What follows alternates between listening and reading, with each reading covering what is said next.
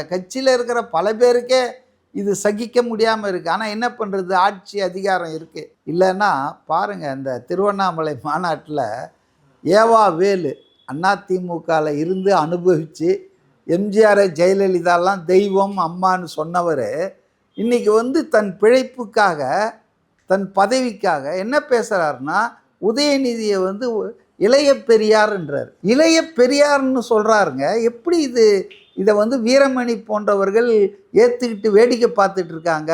இன்னும் கொஞ்ச நாள் நான் இளைய காந்தின்னு வாங்க போல இருக்குத, இளைய காமராஜர்னு வாங்க போல இருக்கு. ஸோ ஒரு அளவுக்கு மேலே அவங்க புகழ் பாடுவதும் இந்த மாதிரி எதிர்கட்சிகளை நசுக்குவதும் தொடர்வது இது ஒன்றும் புதுசு இல்லைங்க.